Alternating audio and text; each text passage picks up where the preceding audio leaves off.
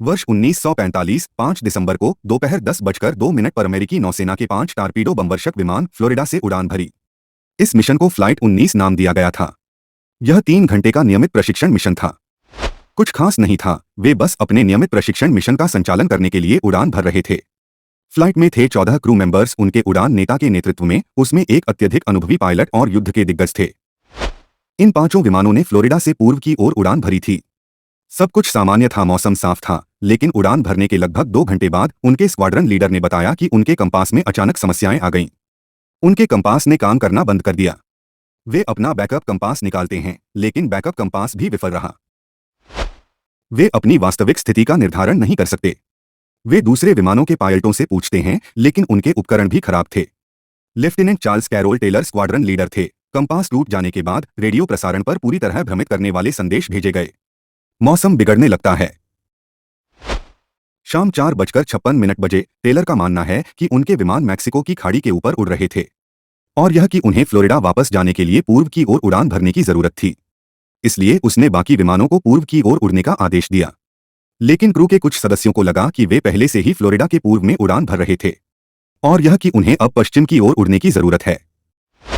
इस आदेश के ठीक बाद उन विमानों में से एक ने यह कहते हुए एक रेडियो प्रसारण भेजा कि चालक दल के कुछ सदस्यों का मानना था कि उन्हें घर वापस जाने के लिए पश्चिम की ओर उड़ान भरनी होगी।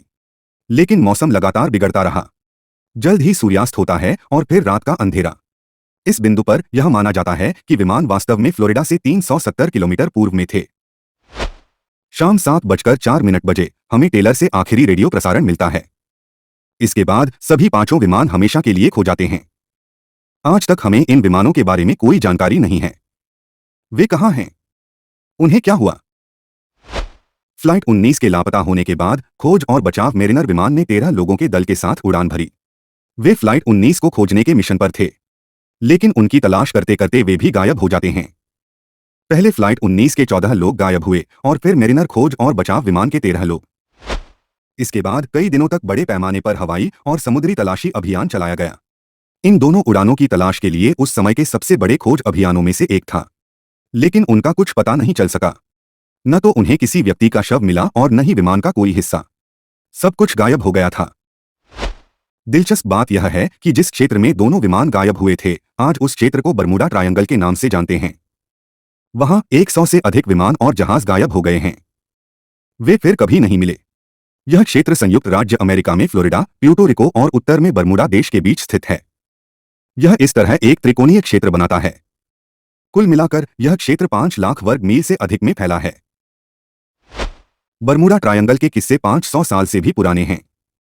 1492 में जब क्रिस्टोफर कोलंबस नई दुनिया की खोज के लिए निकले तो उन्होंने बताया कि जब वह इस क्षेत्र से गुजर रहे थे तो उनके कंपास ने काम करना बंद कर दिया। और एक रात जब उसने अपने जहाज से आसमान की ओर देखा तो उसे एक अजीब सी रोशनी दिखाई दी। एक अजीब रोशनी जो आग के गोले की तरह दिख रही थी, और उसने देखा कि आग का गोला आकाश से समुद्र में गिर रहा है। यह रहस्य की शुरुआत थी। अगले कुछ युगों में इस क्षेत्र को कई नाम दिए गए। अटलांटिक का कब्रिस्तान, कयामत का सागर, सरगासो कब्रिस्तान। ये नाम 18वीं और 19वीं सदी में इस्तेमाल किए गए थे, लेकिन बरमूडा ट्रायंगल नाम का इस्तेमाल पहली बार 1964 में किया गया था। आर्गोसी नामक पत्रिका में 1964 में विंसेंट एच गद्दीस का एक लेख था जिसका शीर्षक था द डेडली बरमूडा ट्रायंगल। यह पहली बार था जब बरमूडा ट्रायंगल शब्द का प्रयोग किया गया था। इस लेख में पिछले कई दशकों में बरमूडा ट्रायंगल में कई लापता होने की जानकारी दी गई है, उनके द्वारा संक्षेप किया गया। उन्होंने उन सभी को जोड़ने की कोशिश की थी। यहाँ पर रहस्य बनाने की कोशिश की गई थी। दावा किया गया कि समुद्र के इस इलाके में कुछ ऐसा अजीबोगरीब है जिसकी वजह से इतने सारे विमान और जहाज गायब हो जाते हैं। हालांकि लेख में ऐसा क्यों हो रहा है इसका कोई स्पष्टीकरण नहीं था, लेकिन इसने बरमूडा ट्रायंगल के रहस्य को उस समय सबसे लोकप्रिय बना दिया। इतना लोकप्रिय कि इस पर कई पुस्तकें लिखी गईं, कई फिल्में और कंप्यूटर गेम बनी, बरमूडा ट्रायंगल पर गाने भी बने। कुछ और घटनाओं की बात करें तो साल 1918 में एक और भयानक घटना हुई थी। इसमें यूएसएस साइक्लोप्स शामिल था। उस समय अमेरिकी नौसेना के सबसे बड़े और सबसे तेज जहाजों में से एक। यह अमेरिकी नौसेना के लिए एक बहुत ही महत्वपूर्ण संपत्ति थी, खासकर जब अमेरिका ने प्रथम विश्व युद्ध में भाग लेना शुरू किया। इसका इस्तेमाल सैनिकों और कोयले के परिवहन के लिए किया जाता था। मार्च 1918 को यूएसएस साइक्लोप्स में 306 लोग सवार थे। वाशिंगटन के पास एक शहर से, जिसे वेस्ट इंडीज बाल्टीमोर कहा जाता है, इस जहाज ने ब्राजील की ओर अपनी यात्रा शुरू की। लोगों के अलावा इस जहाज में 11,000 टन मैंगनीज लदा हुआ था। यात्रा में 9 दिन लगने थे। जहाज के रवाना होने से सब कुछ ठीक था। मौसम साफ था। रवाना होते समय जहाज संदेश भेजते हैं, लेकिन यह संदेश इस जहाज का आखिरी संदेश था। इस जहाज के अपनी यात्रा शुरू करने के बाद इसकी कोई खबर नहीं थी। यह अचानक गायब हो गया था। इसने सभी को चौंका दिया। अमेरिकी नौसेना के सबसे बड़े जहाजों में से एक, इतना बड़ा जहाज यह अचानक कैसे गायब हो सकता है? एक और अधिक भयानक घटना थी। साल 1881 में 210 फीट लंबा जहाज एलेन ऑस्टिन, लंदन से न्यूयॉर्क की यात्रा दिन के लिए काफी सामान्य, उस समय कई जहाजों ने यह यात्रा की। लेकिन रास्ते में एलेन ऑस्टिन को एक अज्ञात जहाज का सामना करना पड़ा, बरमूडा त्रिभुज क्षेत्र के पास। बाहर से यह अज्ञात जहाज पूरी तरह से सामान्य दिख रहा था, लेकिन इस जहाज पर सवार किसी भी इंसान का कोई निशान नहीं था। कोई दल नहीं था, कोई लोग नहीं थे। एलेन ऑस्टिन के कप्तान ने यह देखने के लिए जहाज पर जाने का फैसला किया कि क्या हुआ था। इस नए जहाज में बहुत कुछ था, और सब कुछ वही था जहां उसे होना चाहिए था। उस समय के दौरान लोग समुद्री लुटेरों के हमले से सावधान रहते थे, जो जहाजों से चोरी करते थे। यह अज्ञात जहाज इसके अधीन नहीं था, क्योंकि इस जहाज का सारा कीमती सामान बरकरार था। इस कारण से एलेन ऑस्टिन के कप्तान ने अपने कुछ चालक दल के सदस्यों को जहाज पर भेजने का फैसला किया, और वे दोनों जहाजों के साथ अपनी यात्रा जारी रखेंगे। पहले 2 दिनों तक दोनों जहाज सामान्य रूप से आगे बढ़ते रहे, लेकिन तभी तूफान आ गया। उनके रास्ते अलग हो गए और अज्ञात जहाज गायब हो गया। तूफान खत्म होने के बाद एलेन ऑस्टिन के कप्तान ने जहाज की तलाश करने की कोशिश की, और उसने कुछ दूरी पर इस स्पाई ग्लास के साथ जहाज को देखा। जब वह उसके निकट पहुंचा तो जहाज पर फिर से किसी मनुष्य का कोई पता नहीं चला। उसने अपने जहाज से दूसरे जहाज पर जो चालक दल के सदस्य भेजे थे, वे अचानक गायब हो गए थे। जहां वे गए थे, उन्हें क्या हुआ, हमें पता नहीं, लेकिन जहाज अभी भी बरकरार था। ऐसा कहा जाता है कि एलेन ऑस्टिन के कप्तान ने एक बार फिर जहाज को अपने साथ लाने की कोशिश की और कुछ और चालक दल के सदस्यों को जहाज चलाने के लिए भेजा, लेकिन फिर से कुछ दिनों के बाद एक और तूफान आया और वही कहानी फिर से दोहराई गई। यह अज्ञात जहाज अलग हो जाता है और उस पर सवार नए चालक दल के सदस्य एक बार फिर गायब हो जाते हैं। जब एलेन ऑस्टिन वापस लौटा तो जहाज का मालिक इस कहानी को सुनकर इतना भयभीत हो गया कि उसने जहाज को एक जर्मन कंपनी को बेच दिया। वे इस जहाज का नाम बदलकर मेटा रख देते हैं। हाँ, यह सही है। जिस तरह से मार्क जुकरबर्ग ने फेसबुक का नाम बदलकर मेटा कर दिया, इस जहाज का भी नाम बदलकर मेटा कर दिया गया।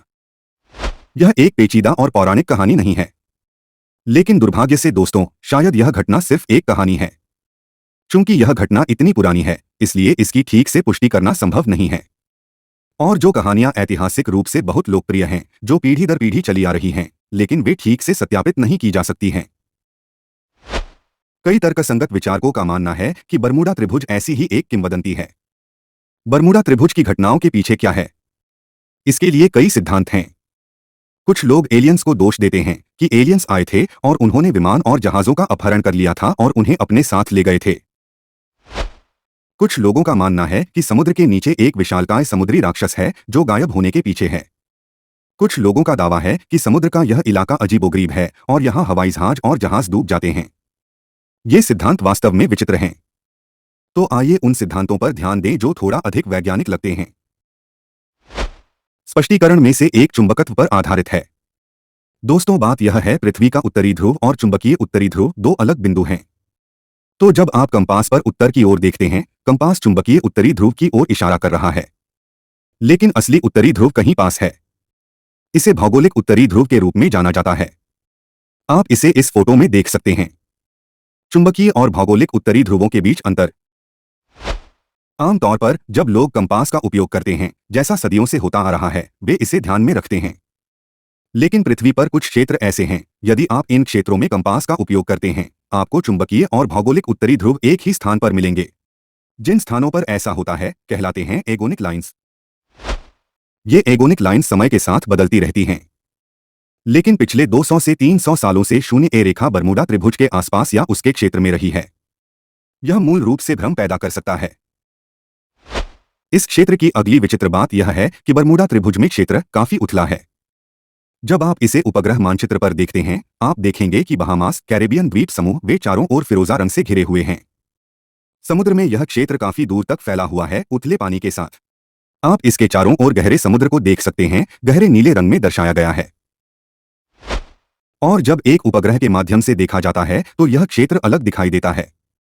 इस कारण ऐसा कहा जाता है, पुराने दिनों में जब जहाज इस क्षेत्र में आते थे, उथले पानी के कारण यहां फंस गए। छिपे हुए शोल वे बिंदु थे जहां समुद्र के नीचे की भूमि काफी ऊंची थी, लेकिन यह जहाजों से दिखाई नहीं दे रहा था। जब जहाज क्षेत्र के ऊपर थे, वे वहीं फंस जाते। तीसरी खासियत, इस क्षेत्र में दुनिया में तूफान की उच्चतम दरों में से एक है। यदि आप उन देशों को रैंक करते हैं जहां अधिकांश तूफान देखे जाते हैं, चीन नंबर 1 पर है, फिर यूएसए नंबर 2 पर, उसके बाद क्यूबा है। क्यूबा इस क्षेत्र में स्थित है। और संयुक्त राज्य अमेरिका में किस राज्य में सबसे ज्यादा तूफान आते हैं? फ्लोरिडा। यह इस क्षेत्र में स्थित है। इस क्षेत्र में तूफान आते हैं। मीथेन हाइड्रेट्स चौथी व्याख्या है। महासागर में कुछ क्षेत्र हैं जिसमें मीथेन हाइड्रेट के बड़े क्षेत्र हैं। ऑस्ट्रेलिया में वैज्ञानिकों ने प्रयोगशाला प्रयोग किए थे जिसमें उन्हें यह मिला था, जब पानी में अत्यधिक मात्रा में मीथेन के बुलबुले हों, पानी का घनत्व कम हो जाता है और एक जहाज की उछाल को बनाए नहीं रखा जा सकता और इसलिए जहाज डूब गया। यह वही तर्क है, जब पानी में नमक की मात्रा अधिक होती है, पानी का घनत्व बढ़ जाता है और चीजों का तैरना आसान हो जाता है, जैसा कि मृत सागर का मामला है। एक सामान्य व्यक्ति जो समुद्र में डूब जाएगा, मृत सागर पर तैरता है क्योंकि जल का घनत्व अधिक होता है। यहां भी वही हो रहा है, लेकिन उल्टा। अगर पानी में मीथेन है, यह अनुमान है, अगर पानी में मीथेन का विस्फोट होता है, उन्हें मिट्टी के ज्वालामुखी के रूप में भी जाना जाता है। जब ज्वालामुखी पानी के नीचे फूटते हैं, मीथेन निकलता है, और अगर ऐसा होता है जब एक जहाज उस क्षेत्र के ऊपर होता है तो जहाज तुरंत पानी में डूब जाएगा बिना किसी चेतावनी के। यह एक दिलचस्प व्याख्या है, लेकिन बरमूडा ट्रायंगल में सभी गायबियों में कोई प्रत्यक्ष प्रमाण नहीं था कि कोई सटीक घटना मीथेन हाइड्रेट्स के कारण हुई थी। यह बस एक वैज्ञानिक रूप से सिद्ध चीज है जो मौजूद है, लेकिन वास्तव में किसी भी जहाज के लापता होने का कारण बना अभी तक सिद्ध नहीं हुआ है। मेरी राय में पांचवां स्पष्टीकरण सबसे महत्वपूर्ण है, क्योंकि यह मानव मनोविज्ञान से संबंधित है।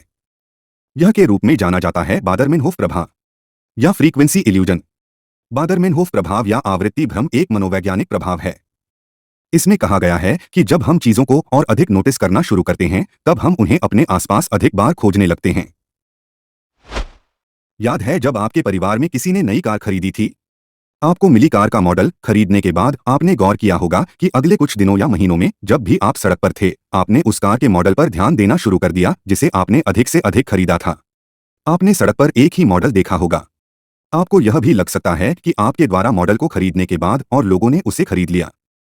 हकीकत में सड़क पर कार की आवृत्ति ज्यादा नहीं बदली। आपके द्वारा इसे खरीदने के बाद यह उतना ही सामान्य था जितना पहले था, लेकिन क्योंकि आपने कार खरीदी है, आपने इसे और अधिक नोटिस करना शुरू कर दिया। बरमूडा ट्रायंगल के बारे में भी यही कहा जाता है। हालांकि यह सच है कि बरमूडा ट्रायंगल में कुछ बड़े विमान और जहाज गायब हो गए, लेकिन अगर आपने गौर किया है, दुनिया भर के कई क्षेत्रों में सभी महासागरों में विमानों और जहाजों के इस तरह लापता होने की घटनाएं हुई हैं, बरमूडा त्रिभुज के अलावा अन्य क्षेत्र। इसका ताजा उदाहरण मलेशियाई एयरलाइंस की फ्लाइट है। यह बरमूडा त्रिभुज के आसपास गायब नहीं हुआ था। बात यह है कि बरमूडा ट्रायंगल के रहस्य से जब लोगों का रूबरू हुआ, लोगों ने वहां गुमशुदगी और घटनाओं पर अधिक ध्यान देना शुरू कर दिया। घटना बरमूडा ट्रायंगल के आसपास की है, और ऐसी ही घटनाएं जो बरमूडा ट्रायंगल के बाहर घटी, लोगों ने उन पर ज्यादा ध्यान नहीं दिया। पत्रकार Larry Kusche the Bermuda triangle mystery solved पुस्तक के लेखक इस समाधान पर भी पहुंचे। उन्होंने लिखा है कि हालांकि शुरुआत में कुछ घटनाएं हुई थीं, लेकिन समय के साथ जब बरमूडा ट्रायंगल के रहस्य को प्रमुखता मिली, कुछ लोग अपनी कहानियां बनाने लगे। रहस्यवादी थी और कुछ कहानियां पूरी तरह से बेतुकी थीं और वास्तव में नहीं हुआ था। एलेन ऑस्टिन की कहानी जो मैंने आपको बताई थी, ऐसा ही एक निर्माण कहा जाता है। अमेरिका के राष्ट्रीय महासागरीय और वायुमंडलीय प्रशासन का कहना है कि इस बात का कोई सबूत नहीं है कि बरमूडा ट्रायंगल में गायब होने वाले विमान और जहाज बरमूडा त्रिभुज में रहस्यमय ढंग से गायब होना जो हम देखते हैं, कोई सबूत नहीं है कि वे बरमूडा त्रिभुज में अधिक बार होते हैं, समुद्र के किसी भी अन्य क्षेत्र की तुलना में। ऐसा नहीं है। हम ऐसे ही रहस्यमय ढंग से गायब होते देखते हैं महासागरों के अन्य क्षेत्रों में भी। यूनाइटेड स्टेट्स कोस्ट गार्ड्स ने तो यहां तक कह दिया है, इससे पता चलता है कि संयुक्त राज्य अमेरिका के तटरक्षक बल भी नहीं पहचानते हैं बरमूडा त्रिभुज एक खतरनाक क्षेत्र है। उन्होंने कहा कि तथ्य कि बरमूडा त्रिभुज के भीतर का क्षेत्र भारी तस्करी है, कुछ रहस्य के लिए जिम्मेदार हो सकता है। बरमूडा त्रिभुज का क्षेत्रफल जहाजों और हवाई जहाजों का बहुत अधिक आवागमन देखता है, इसलिए यहां इस तरह की घटनाएं होने की संभावना बढ़ जाती है। यदि आप ध्यान में रखते हैं कि इस क्षेत्र में बहुत सारे तूफान आते हैं और यहाँ पानी उथला है, लेकिन लगातार तूफान के बावजूद जब WWF ने 2013 में अपना विस्तृत अध्ययन किया था, शिपिंग के लिए दुनिया के 10 सबसे खतरनाक जल निकायों के लिए शीर्ष 10 सबसे खतरनाक जल में बरमूडा त्रिभुज क्षेत्र सूची में नहीं था। सरल शब्दों में, रहस्यमय ढंग से गायब होने का बरमूडा ट्रायंगल से कोई लेना देना नहीं है। अब आप पूछ सकते हैं, आग का गोला क्या था जिसे क्रिस्टोफर कोलंबस ने समुद्र में गिरते हुए देखा था? इसका सीधा और वैज्ञानिक उत्तर भी है। वैज्ञानिकों का मानना है कि यह वास्तव में उल्कापिंड था क्रिस्टोफर कोलंबस द्वारा देखा गया। मुझे उम्मीद है कि आपको वीडियो जानकारीपूर्ण लगी होगी।